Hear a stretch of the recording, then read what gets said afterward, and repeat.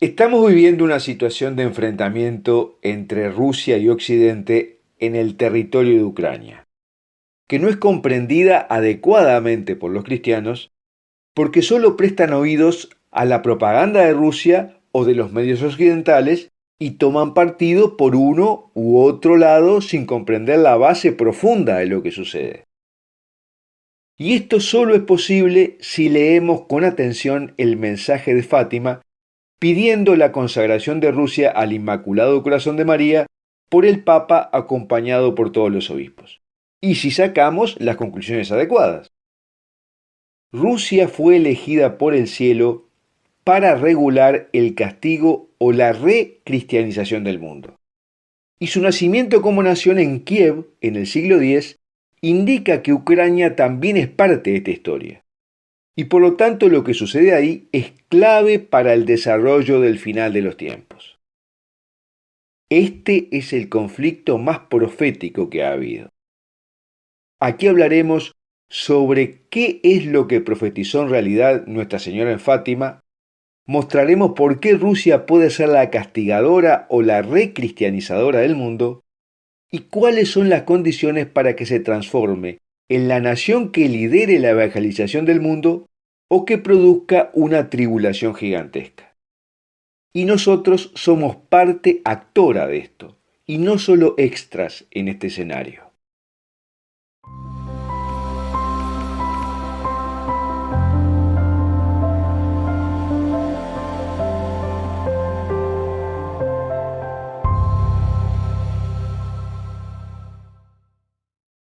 Antes de comenzar te recuerdo que en la descripción de este video encontrarás los links al texto de lo que hablamos aquí, a nuestro canal de Telegram y a la newsletter de Foro de la Virgen María.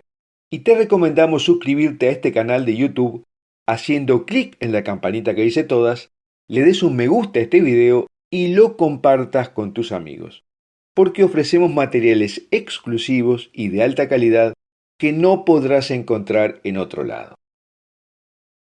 Ahora, el viernes 13 de julio de 1917, Nuestra Señora apareció en Fátima y les habló a los tres pequeños videntes con una expresión acongojada. Les dijo, oren, oren mucho porque muchas almas se van al infierno. Y extendió sus manos y de repente los niños vieron un agujero en el suelo y divisaron un mar de fuego en el que se veían almas con forma humana consumiéndose en el fuego, gritando y llorando desconsoladamente. Y luego de esto la Virgen les dijo, ¿habéis visto el infierno, donde van las almas de los pobres pecadores? Para salvarlas, Dios quiere establecer en el mundo la devoción a mi inmaculado corazón. Si hacen lo que yo os digo, se salvarán muchas almas y tendrán paz. La guerra terminará, pero si no dejan de ofender a Dios, en el reinado de Pío XI comenzará otra peor. Recordemos que estábamos en el pontificado de Benedicto XV, que recién fue sucedido por Pío XI en 1922. O sea, que los niños no tenían cómo saber el nombre que tomaría el nuevo papa.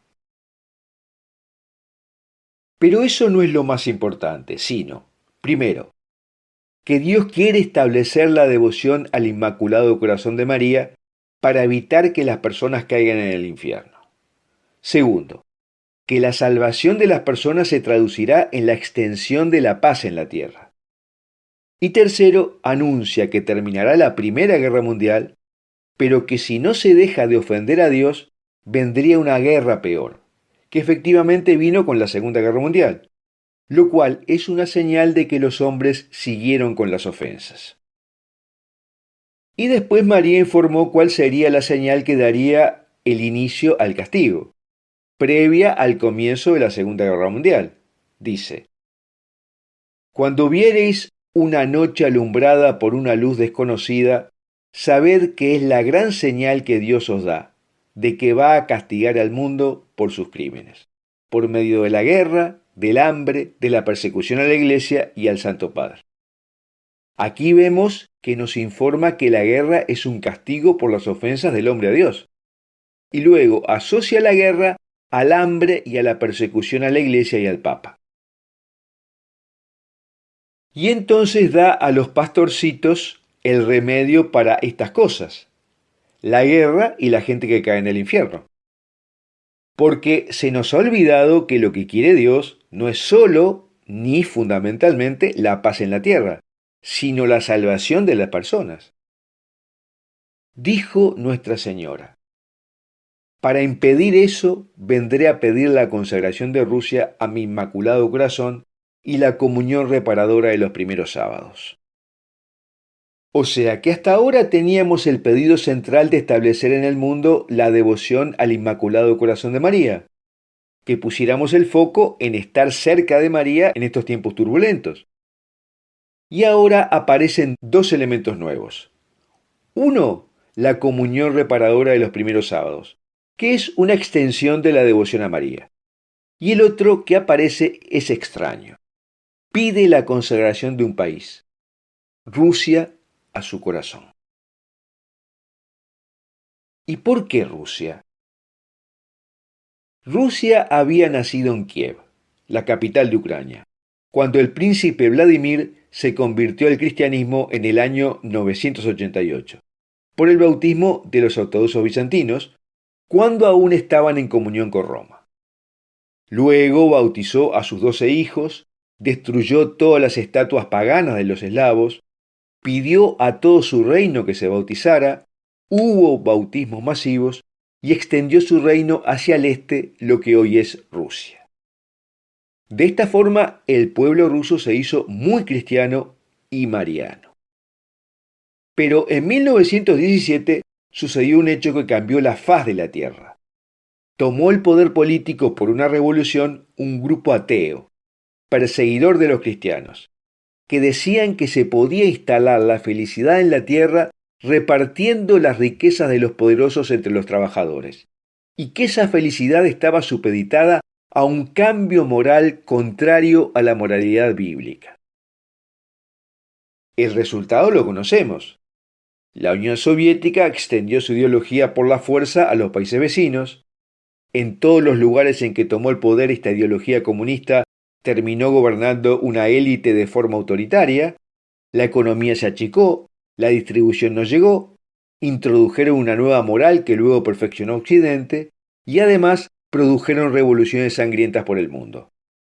De hecho, era el enemigo más poderoso y organizado que había tenido el cristianismo. Y entonces la Virgen alertó: si atendieran mis deseos, Rusia se convertirá y habrá paz. Si no, esparcirá sus errores por el mundo, promoviendo guerras y persecuciones de la Iglesia. Los buenos serán martirizados, el Santo Padre tendrá que sufrir mucho, varias naciones serán aniquiladas. De modo que nos dijo que si no se establece la devoción al Inmaculado Corazón de María, especialmente la devoción reparadora de los primeros sábados, y no se consagra Rusia a su corazón, vendrían terribles flagelos sobre la tierra. Y el agente del castigo sería Rusia si no se reconvertía al cristianismo. Sor Lucía le dijo al padre Fuentes: Rusia será instrumento del castigo de Dios para todos si no logramos la conversión de esta pobre nación. ¿Y por qué castigo sobre Occidente? Porque mientras Rusia comenzó su recristianización, Occidente se volvió hacia los valores sostenidos por la URSS, a través de una nueva versión del marxismo, ideada para Occidente por el fundador del Partido Comunista Italiano, Antonio Gramsci, que se basa en desarrollar la lucha de clases a todos los niveles en Occidente, entre las madres y los niños por nacer, entre hombres y mujeres, entre padres e hijos, esposos y esposas, entre las razas, entre el sexo que uno tiene al nacer y el que querría tener, etc. Y hoy lo está exportando al resto del mundo. Pero lo esperanzador es que finalmente María cuenta un final de la historia reconfortante. Dice: por fin mi Inmaculado Corazón triunfará. El Santo Padre me consagrará a Rusia, que se convertirá, y será concedido al mundo un tiempo de paz.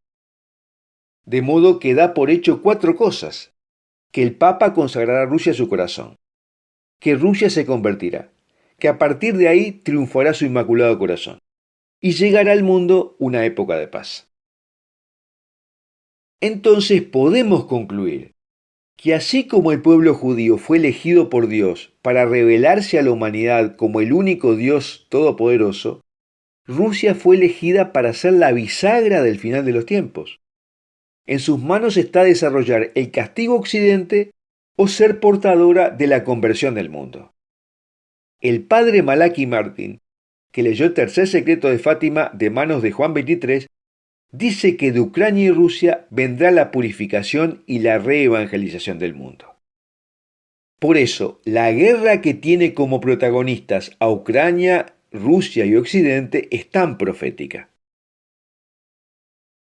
¿Y qué se necesita para que Rusia pase de castigadora a evangelizadora del mundo? Que políticamente deje los resabios de autoritarismo y belicosidad que vienen de la URSS.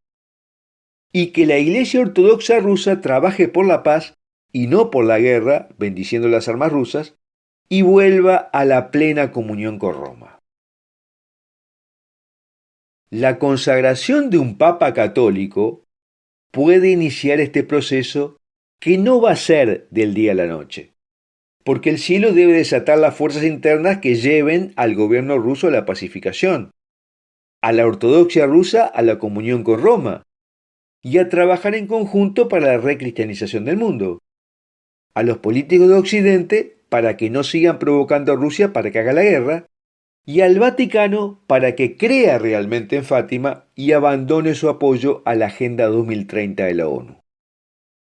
Esto parece muy difícil a nivel humano, pero solo se puede hacer con el auxilio sobrenatural, y hay que orar para que así sea.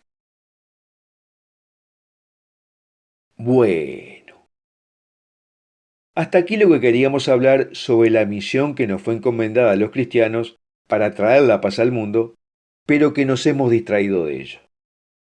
Y me gustaría preguntarte si crees que en general los cristianos ven que su misión es la que nos diseñó la Virgen de Fátima para traer la paz al mundo, o que hay pocos cristianos que ven en ello su misión y piensan más que nada en su salvación personal.